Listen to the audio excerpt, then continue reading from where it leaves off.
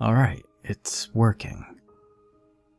If you're reading this, then you are probably the police or some mental health professional investigating my recent actions. Let me just apologize in advance for any weird grammar errors, as I'm actually writing this on some pirated voice recognition software, and I haven't really had the time to calibrate it correctly. What follows may not seem believable to you. It could all be the product of a disordered mind on my part, but there's enough circumstantial evidence to make me believe what I will have done was the only rational solution. Okay. It all started about 8 weeks ago when I was in a major car crash. To my credit, I wasn't the one driving. To my discredit, I also wasn't wearing my seatbelt. Not that I'm sure it would have helped. It was an older model car and the other guy T-boned us on the passenger side. My friend, the driver, escaped with some bruised ribs and some scrapes. And me, I suffered compound fractures in my right hand and forearm. Massive bruises all up and down my right side, and several deep cuts on my forehead, and most disturbingly, a subdural hematoma. I'm told I was a mess when they brought me into the ER, but the doctors did their job as best they could, and I survived. Well, maybe they did their job as best they could, but I'm starting to have doubts about it. When they sent me home to recover a couple of days later, I had several very expensive screws and plates in my arm, a prescription for some lovely painkillers, a lovely shaved head with a small patch where they'd opened the skull to relieve the pressure, and a cast thick enough to play baseball with. I would spend the next couple of days in a drug-filled stupor, staring at the ceiling of my bedroom, listening to either daytime or late-night TV, or dozing off into odd dreams. It was about a week later when I first noticed it. I didn't have a whole lot of feeling back in my hand yet, as the nerves had taken a hell of a beating and were mostly numb. However, it's kind of hard not to notice when your fingers decide to start twitching on their own. And I'm not talking the odd muscle spasm or cramp that we all get from time to time. Oh no. I'm talking full-blown clenching and unclenching and moving side to side. The strangest part was I couldn't feel it at all. It didn't register in my brain that it was moving. It was like the hand belonged to someone else. And this continued for a couple of minutes before subsiding. Over the next couple of days, it seemed to spread through the rest of my fingers, though all but my index and thumb were immobilized by the cast, but still, I could feel them torquing against the cast for a couple of moments. Some dull pain in my hand, and then the movements would subside. I decided to chalk it up to the interaction of the painkillers I'd been taking and various psychiatric drugs I had been on for years. It didn't seem to be a problem, and honestly, it was kind of cool. Very dissociative and trippy. It was about, I don't know, 10 days after it started that I woke up in the middle of the night to an intense stabbing pain in my forearm. I fumbled for the light stand next to my bed and panicked, and when I flipped it on, it was several seconds before I regained composure enough to start trying to figure out what had happened. The first thing I noticed was a small trickle of blood from the bottom of the cast. Several other bloody spots had started to form on the cast, all in a line, down my arm from my hand. When I looked back to the bed, I saw several spots of blood about where my arm had been resting, along with something else. It was very small, and I had to pick it up and bring it over to the light to get a better look. And when I finally realized what it was, I was so startled I dropped it, and it hit the nightstand and rolled off the surface and behind the headboard. It was a single, bloody screw, similar to the one the doctors had shown me after my surgery to explain what they'd done to set my bones. I was back at the hospital ER the next morning. Turned out a bloody cast will get you pretty high up on the priority chart, and I was seen almost immediately. Doctors examined the bloody spots and listened to my story, but their skeptical looks told me I wasn't getting the benefit of the doubt here. And finally, after some hemming and hawing, they ended up cutting the cast off to examine the arm closer. And when they did, it was revealed that I had a long, thin scratch from the base of my wrist to where the cast ended. That gave them a pause, but they said something about not taking proper care and letting something get in the cast.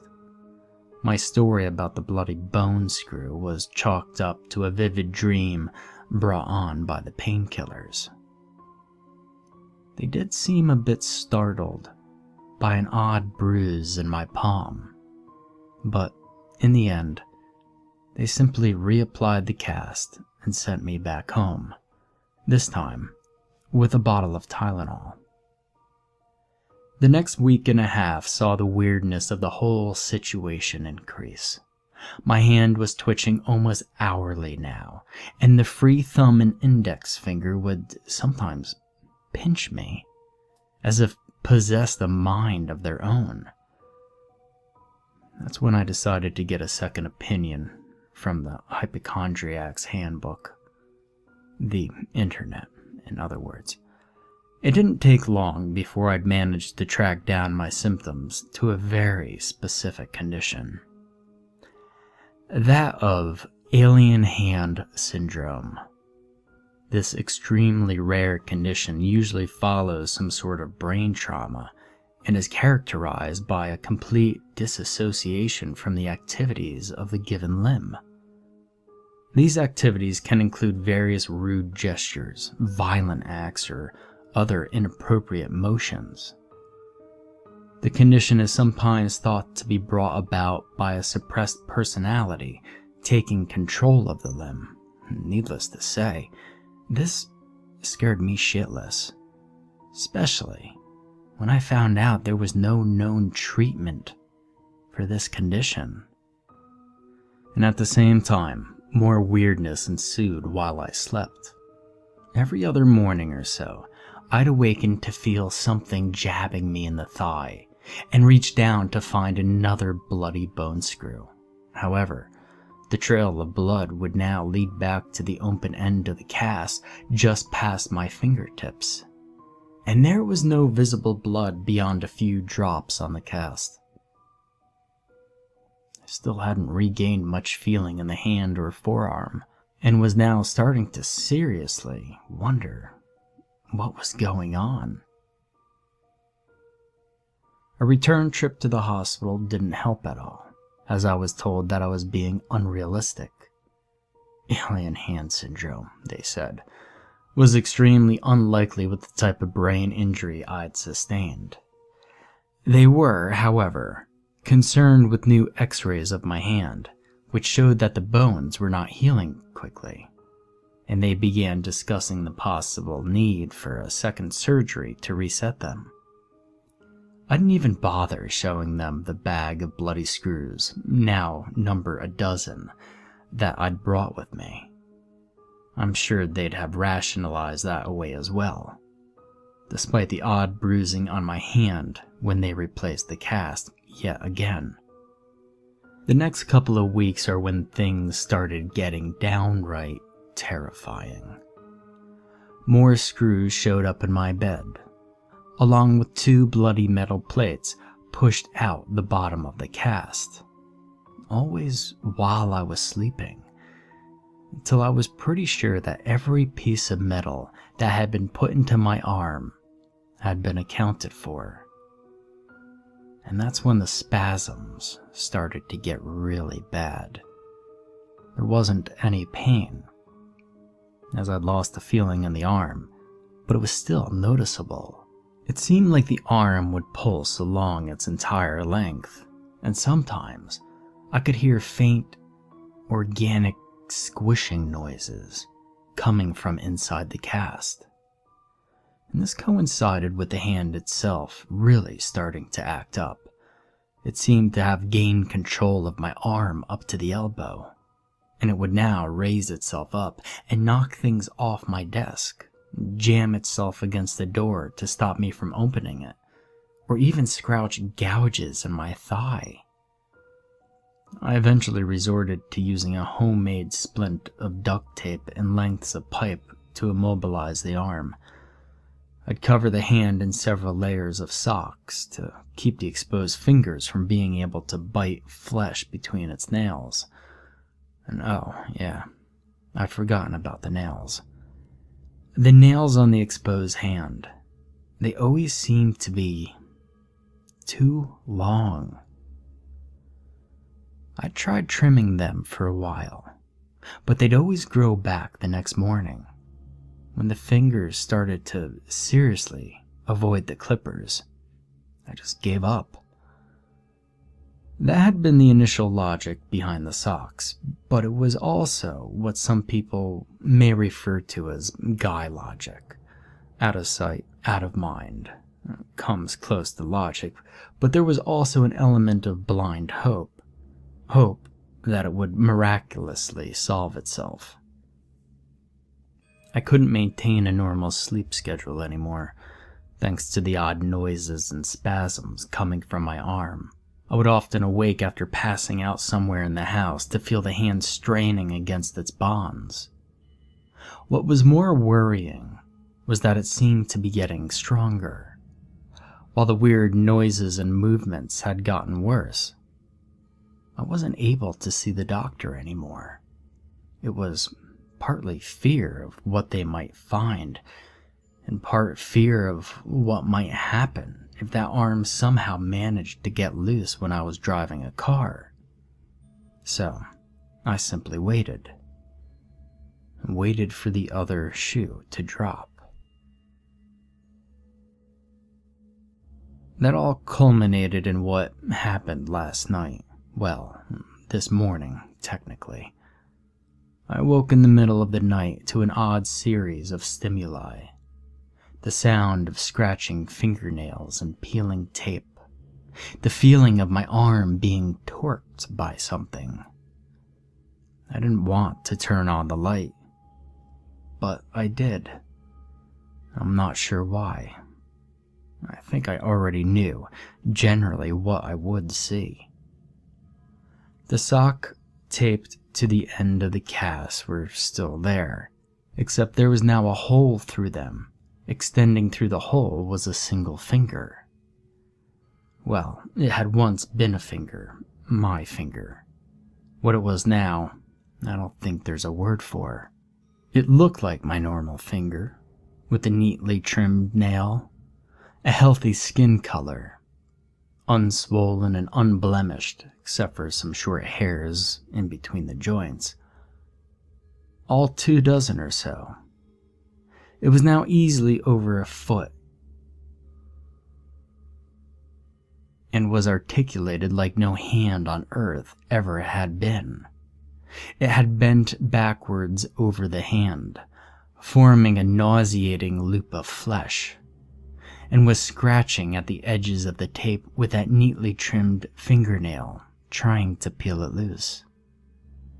It kept at this for maybe 15 seconds as I watched, before it suddenly stopped, and the tip of the finger slowly rose from its efforts at freeing itself, and pointed at my eyes. No, that's not right. That may have been what it might have looked like objectively, but I knew that it wasn't pointing at my eyes. It was looking me in the eyes. This hideous, tendril-like appendage was looking me in the eyes. The next few minutes were a blur. I can only recount snippets. The muscle of my forearm straining against the immobilized bonds, me stumbling to my feet, screaming in stark, naked terror. The feeling of something else wriggling in the socks over my fingers. The sound of fabric beginning to tear. And me lurching across the room, stumbling and falling to the floor. The sight of rapid movement through the growing hole in the sock. My fingers on my remaining arm, feeling something solid and heavy under their grasp. Another frenzied series of movement, and when time slowed down again, I was slumped on the floor, a heavy weight in my left hand, and a screaming pain in my right. I looked down to find a heavy-duty maglite I kept by the side of my bed for nighttime emergencies clutched in hand. Glancing right, I saw what I'd done. My elbow was bent at an odd angle, a series of heavy circular bruises visible where I'd used the butt of the flashlight to shatter it. The stock at the end of my arm was slightly bloody, and I could feel a twitching mass inside. The one finger that had worked its way out of the sock was writhing on the floor, several joints broken. I'd beaten my fingers to a pulp with the flashlight, but they still had life in them.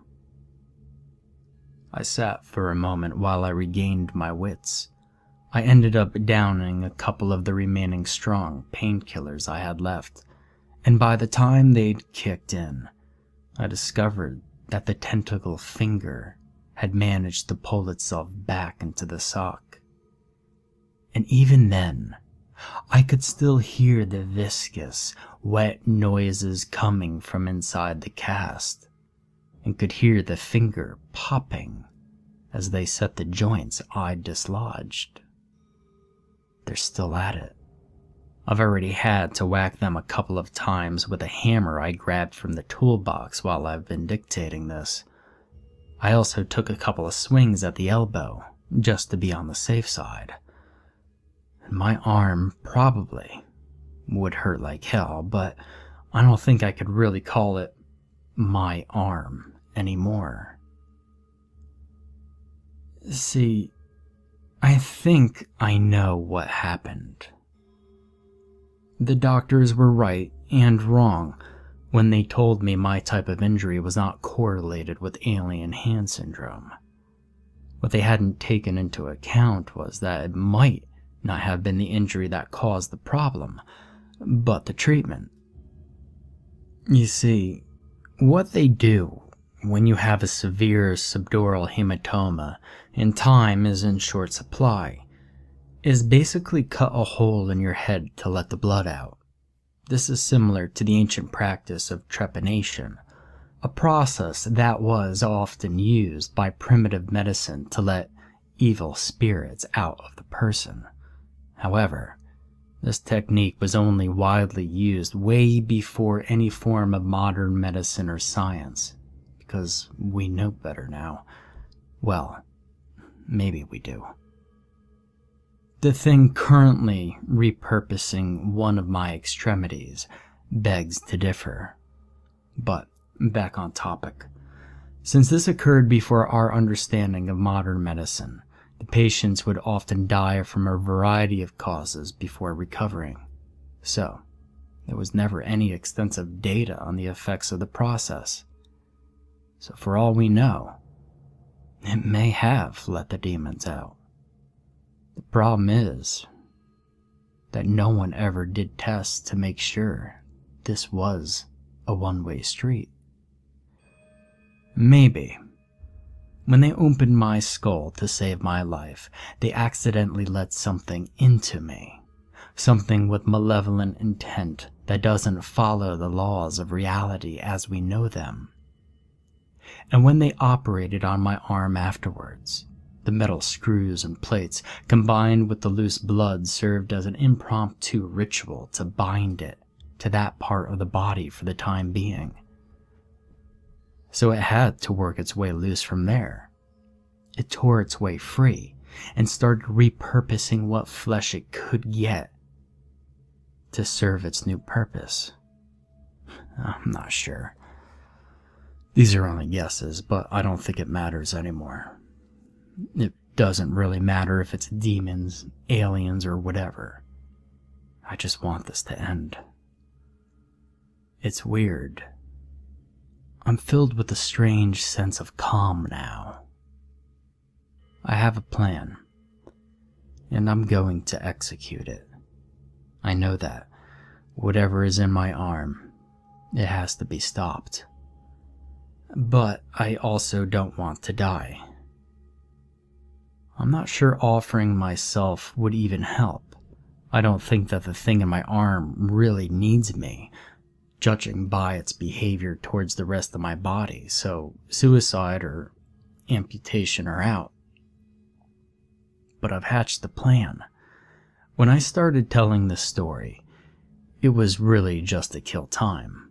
When I do this, in order to survive, I need to make sure I'm somewhere people will see me and call for help right away. And that's what helped me arrive at the course of action I'm about to undertake. The county is doing some long overdue maintenance on the trees along my street. I can already hear them going at it a couple doors down with chainsaws. Those saws aren't what interests me though. What interests me is another piece of equipment they brought with them that I can hear running. A large, industrial-grade wood chipper. If I'm lucky, I'll be able to tear myself free after it gets to my elbow. And if not, well, I won't ever have to remember what I've been through.